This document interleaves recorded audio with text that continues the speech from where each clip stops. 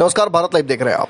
जीतन राम मांझी लगातार नीतीश कुमार की तरफ से मोर्चा संभाले हुए हैं और इन्होंने नीतीश कुमार की तरफ से ऐसी ऐसी बातें भाजपा और अन्य विपक्ष के नेताओं को बोली हैं जो ये साबित करने के लिए काफ़ी है कि नीतीश कुमार के साथ इनकी पूरी ईमानदारी है। लेकिन आज इन्होंने ये भी पासा पलट दिया। जीतन राम मांझी अपने इस चरित्र के लिए लगातार जाने जाते हैं राजनीति में। किसी मुद्दे पर वो अपनी बात रखते हैं और फिर अगले मुद्दे पर उनकी बात दूसरे तरीके से उठती है। जब उन्होंने भाजपा को घेरा कि वैक्सीन वाले फॉर्म पर साइन जो है वो फ़ोटो होना चाहिए, वो नरेंद्र मोदी के अलावा देश के राष्ट्रपति और बिहार के जो मुख्यमंत्री, अगर बिहार में वैक्सीन पड़ रही है तो बिहार के मुख्यमंत्री नीतीश कुमार की पड़नी चाहिए। इसके बाद विवाद लगातार बढ़ता जा रहा है। अब इस मामले में अभी तक कुछ खास निष्कर्ष नहीं निकला है, लेकिन एक और नया विवाद सामने आ गया है।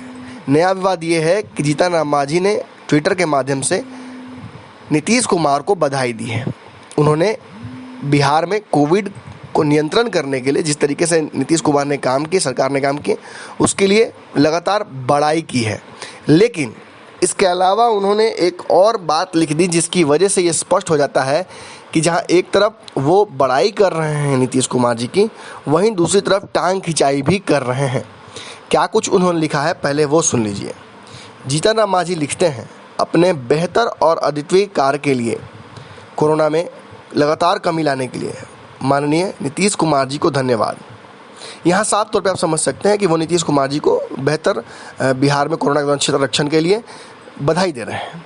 लेकिन इसके बाद के लाइन में वो लिखते हैं, वैसे लॉकडाउन कोविड का समाधान नहीं है। ये बातें आप इसे दूसरे परिप्रेक्ष्य में भी देख सकते हैं। भाजपा ने लॉकडाउन की मांग की थी, मांझी जी ने लॉकडाउन का विरोध किया था, लेकिन लॉकडाउन की वजह से फ़ायदा तो हुआ है। अब इस पर वो कह रहे हैं कि लॉकडाउन की वजह से कोविड भले कम हो जाए, लेकिन ये उसका समाधान नहीं है।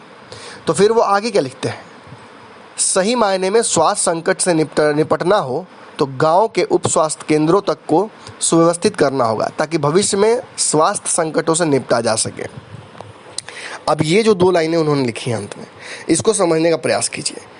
आज से 2 दिन पहले लगातार लालू यादव पूरे दिन बिहार के स्वास्थ्य उपकेंद्रों की तस्वीरें आप लोगों के सामने ट्विटर के माध्यम से ला रहे थे।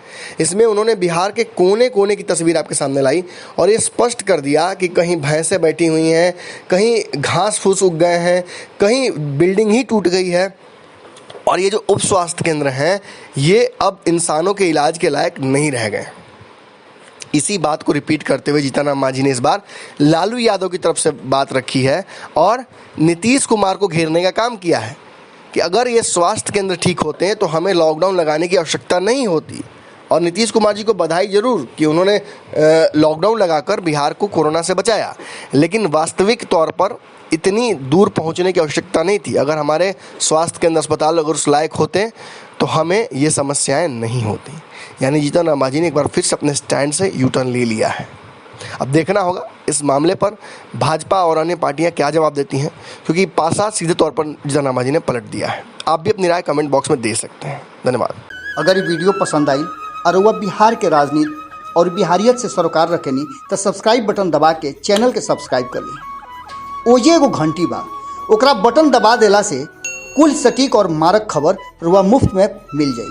अगर रुआ पत्रकारिता के हमनी के नया प्रयोग में सहयोग कर चाहतानी तो ज्वाइन बटन दबा दी। पेटीएम नंबर नोट कर ली 9386816700। धन्यवाद।